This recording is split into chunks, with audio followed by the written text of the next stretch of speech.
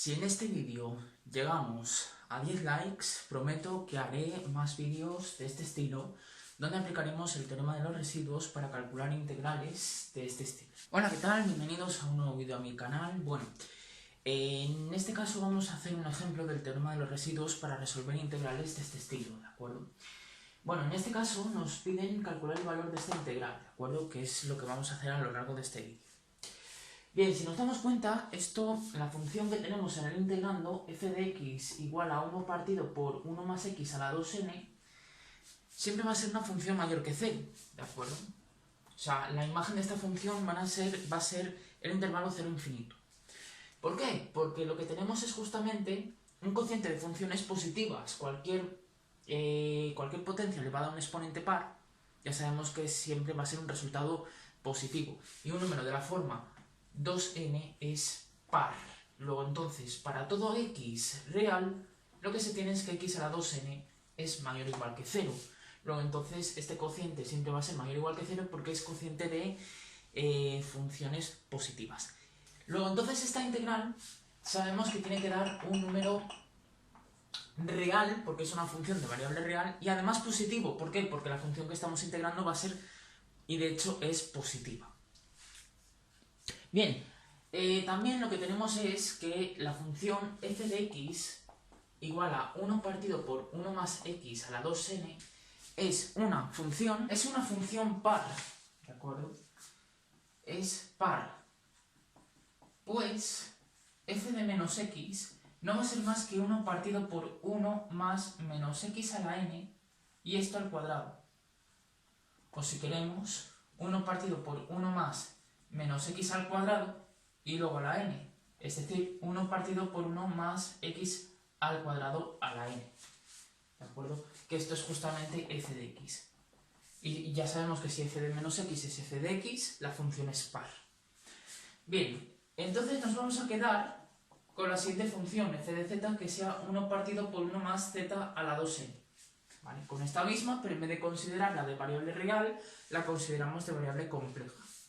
Esta función verifica que el módulo de z por f de z, se puede probar de una manera clara, cuando el módulo de z tiende hacia infinito, tiende hacia 0, luego tenemos permitido el uso del teorema de los residuos, ¿vale?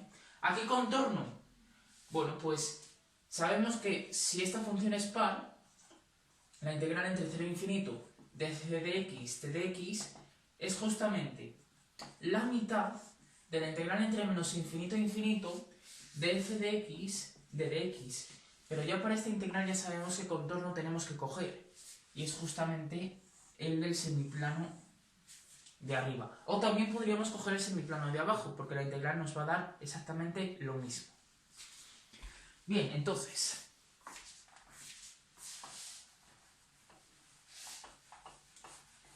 lo que tenemos aquí va a ser lo siguiente.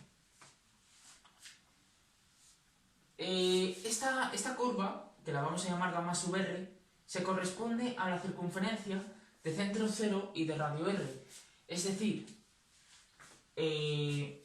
básicamente vamos a considerar gamma como la suma de gamma sub r más el segmento que une los puntos menos r. Ambos recorridos en sentido usual, es decir, en sentido positivo. Esta en sentido antihorario y este en sentido de izquierda a derecha, de menor a mayor. Entonces, lo que tenemos es que la integral en gamma de f de z d de z no va a ser más que la integral en gamma r de f de z d de z más la integral en el segmento de extremos menos r de f de z d de z. Y ya sabemos cómo calcular estas integrales parametrizadas. Pero ahora lo que vamos a ver es que esta integral, cuando se intenta calcular la circulación de esta función a lo largo de esta curva, vamos a ver que el módulo de gamma r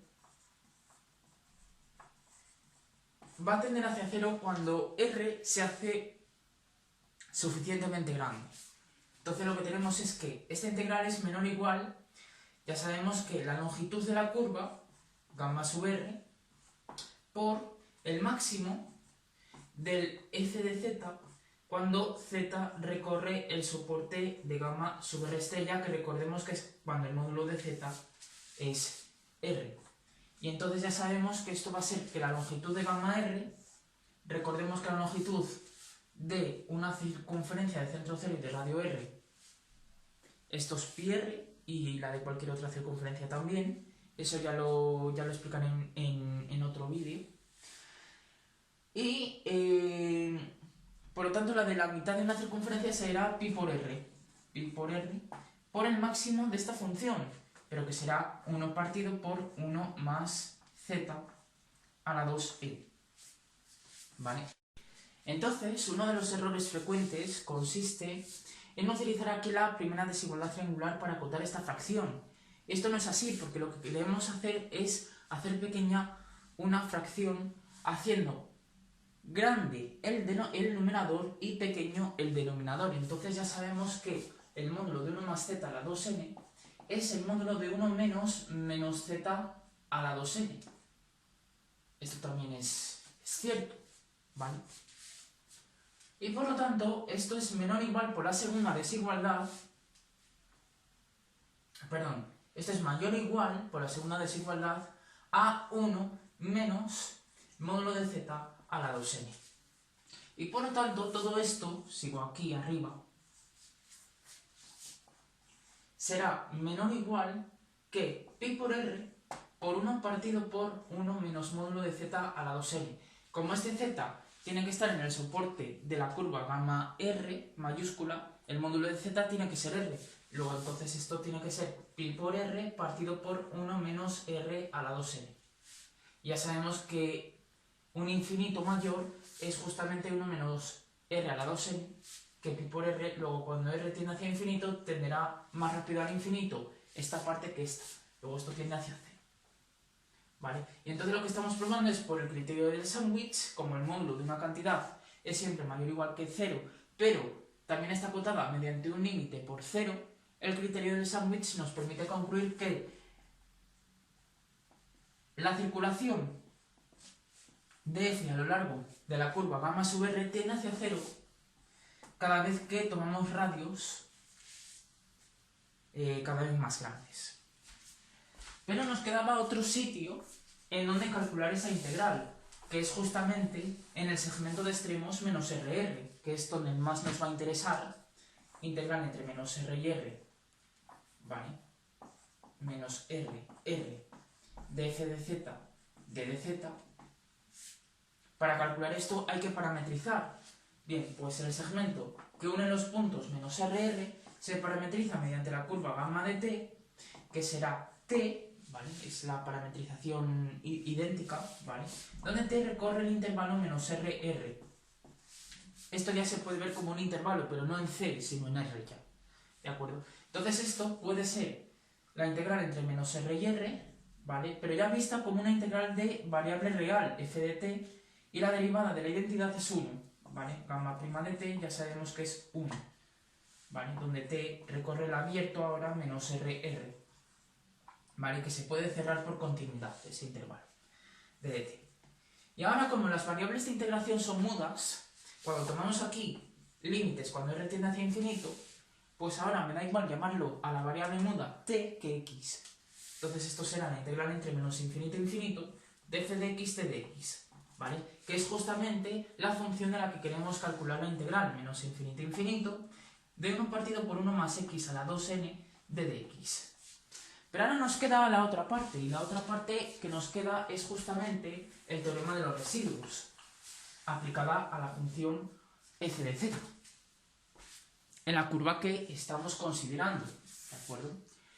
¿Qué pasa? Que la integral en gamma de f de z, ¿de acuerdo? Cuando r tendía hacia infinito, esto se nos iba a la integral entre menos infinito e infinito de 1 partido por 1 más x a la 2n de dx, es decir, la integral la cual queremos calcular.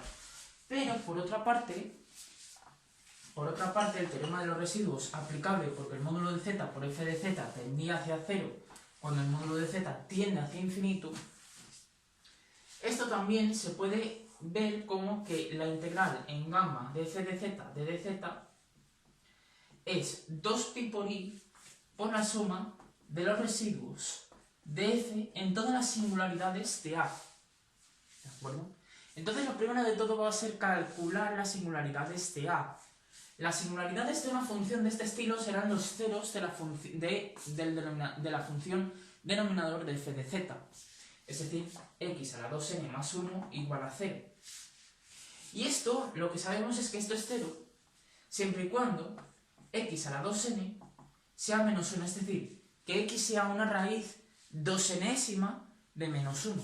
Es decir, que x sea, o bueno, si queremos z, lo estamos llamando z, la variable compleja, z, sea menos 1, ¿vale? A la 1 partido por 2n por la exponencial de i veces un argumento de menos 1, pi, más 2k pi partido por n, partido por el índice de la raíz, que es en este caso 2n, ¿vale? ¿Y cada dónde se mueve? Pues entre 0, 1, así hasta 2n menos 1. Pero aquí vamos a tener en cuenta lo siguiente. La curva que estamos considerando es una semicircunferencia de centro 0 y de radio r. Luego, muchas singularidades de las que tenemos aquí van a desaparecer. ¿Por qué? Porque las singularidades tienen que estar en la curva gamma, ¿de acuerdo? A tiene que ser una singularidad de f, pero además A tiene que pertenecer al soporte, ¿vale? O mejor dicho, al interior de la curva. En este caso, vamos a estudiar para qué valores esta exponencial se nos queda fuera de la curva gamma, ¿de acuerdo? Es decir, los límites, como poco puede valer r, pero r es r por e a la i por 0, y como mucho puede valer menos r, pero menos r es r por e a la i por pi, ¿de acuerdo? Entonces tenemos que ver en qué valor límite el argumento de la exponencial vale i por pi, ¿de acuerdo? Es decir, pi más 2k pi partido por 2n tiene que ser pi. Vamos a ver para qué valores esto nos da pi. Y aquí tendremos justamente la variación de k. Entonces, lo que tendremos va a ser lo siguiente. Pi más 2k pi será 2n pi. Como pi es un número distinto de 0, podemos dividir entre pi. 1 más 2k es 2n. ¿De acuerdo? Y ahora lo que tenemos es lo siguiente. Ahora lo que tenemos será que 2k será 2n menos 1, o bien que k sea n menos 1 partido por 2. ¿De acuerdo? Y entonces aquí lo que tenemos es lo siguiente. Vale, entonces nos tenemos que preguntar, para este caso límite, cuándo este argumento es pi. Entonces, si dividimos entre pi, esto es 1 más 2k partido por 2n es 1, es decir, que 2n tiene que ser 1 más 2k. O también que k es 2n menos 1 partido por 2. Pero ¿qué pasa? Que k tiene que ser un número entero. Este número no es entero porque lo de arriba es impar y no es divisible entre 2. Entonces lo que tenemos que buscar es un número de tal forma que, sin añadir singularidades y que nos salgamos de esta curva, ¿de acuerdo? Lo de arriba nos quede un número que sea divisible entre 2. Por ejemplo, si estamos aquí en vez de 1, 2. Y que sea el primero, porque si elegimos otro 2n menos 4, ese también va a ser divisible entre 2. Pero va a haber una singularidad que no estaríamos considerando, que sería para k igual a n menos 1. Y por lo tanto, ya sabemos que el teorema de los residuos nos dice que si estudiamos los residuos en todas estas singularidades, el residuo de la función f en los zk's, en esos zk's, sería calcular el límite cuando z tiende hacia zk de z menos zk por f de z, que sería 1 más z a la 2n. Y como es una singularidad del tipo, es una indeterminación, perdón, del tipo 0 partido 0, si aplicamos L'Hopital, lo que tendríamos sería 1 partido por 2nz a la 2n menos 1 y evaluado en z igual a z sub k. Para cada k entre 0 y 1, así hasta n menos 1. Entonces, lo que tenemos aquí es lo siguiente. Eso será 1 partido por 2n por e a la i pi más 2k pi partido por 2n a la 2n menos 1, y esto es e a la i pi partido por 2n por e a la k pi partido por n, ¿de acuerdo? Partido por 2n e a la i pi por e a la i 2k pi. Esto ya sabemos que es 1, porque está la circunferencia unidad. Y esto es menos 1. Por lo visto anteriormente, menos 1 es e a la i pi.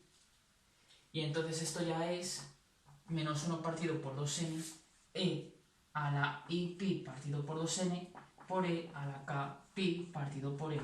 Para cada k entre 0 y 1 hasta n menos 1. Estos son todos los residuos. Bien, entonces,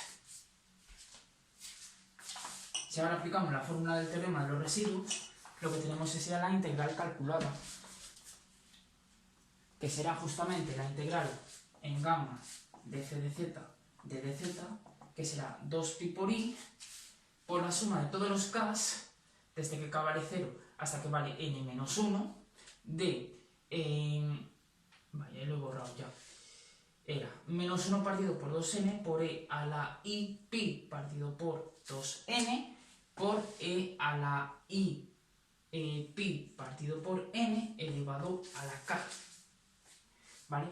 Sacamos todo lo que no tenga nada que ver con k. 2pi por i con el signo menos partido por 2n, ¿de acuerdo?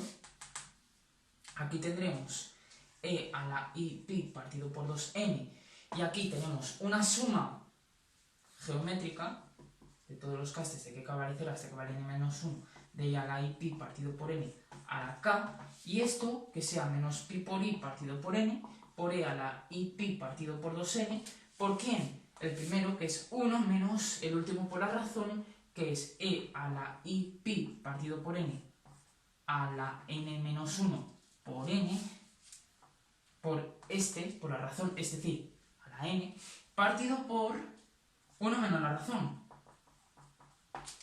Vale, esto es 2, porque esto sería e a la i pi, y e a la i pi es menos 1, así que esto es 2. Esto va a ser 2. Y ahora, ¿qué es lo que tenemos aquí?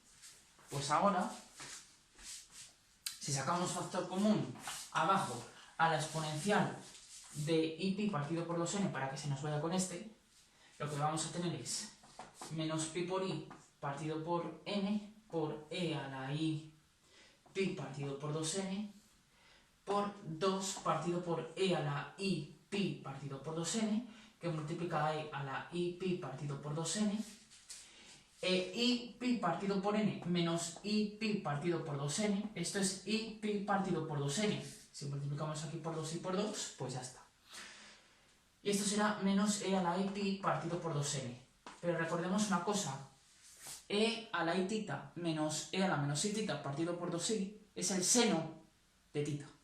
Luego entonces esto se nos va a convertir, esto se nos va con esto, y esto nos va a quedar menos pi por i partido por n por 2 partido por 2 veces la unidad imaginaria por el seno de pi partido por 2n. Con el signo menos delante, ¿vale? Porque está al revés justo. Luego este signo menos con este signo menos se nos va, y la i se nos va con la i y el 2 con el 2. Y ya nos queda un número real, ¿vale? Que además va a ser positivo. ¿Por qué? Pi partido por n seno de pi partido por 2n. ¿Por qué esto es positivo? Esto es positivo porque pi partido por 2n siempre va a ser más pequeño que pi partido 2, y esto va a ser más grande que 0. Luego estamos en el primer cuadrante, y en el primer cuadrante el seno es mayor que 0, que era el que más problemas podía dar, porque tanto pi como n es positivo. Luego esta cantidad es un número real y además es mayor que 0, ¿vale? Pero ese no es el valor de la integral, porque la integral pedida era la integral entre 0 e infinito de 1 partido por 1 más x a la 2n de dx.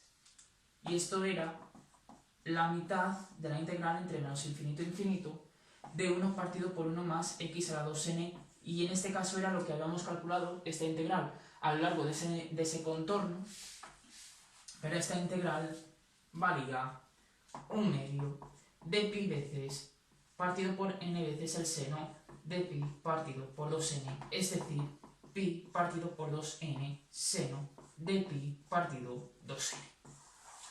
Y este es el valor de la integral que nos estaban pidiendo para cada n en 1, 2, 3 y así. ¿De acuerdo? Pues esto es uno de los ejercicios que nos planteaban del teorema de los residuos. Bueno, pues este ha sido uno de los ejercicios en los cuales hemos utilizado los contornos del anterior vídeo. Aquí os dejo un vídeo donde podéis revisar qué tipo de entornos hemos utilizado a la hora de calcular integrales mediante el teorema de los residuos, ¿vale? Y si queréis que siga subiendo más vídeos de estos, apoyad a este vídeo, suscribiros a este canal, y si llegamos a la cantidad de 100 likes, os subiré un examen íntegro donde aparezcan más ejercicios de este estilo, donde aplicaremos el teorema de los residuos a otros determinados contornos, ejercicios que cayeron en exámenes finales de universidad, ¿de acuerdo? Bueno, pues dicho todo esto, nos vemos en nuestro próximo vídeo de CDM Clases de Mates. ¡Hasta luego!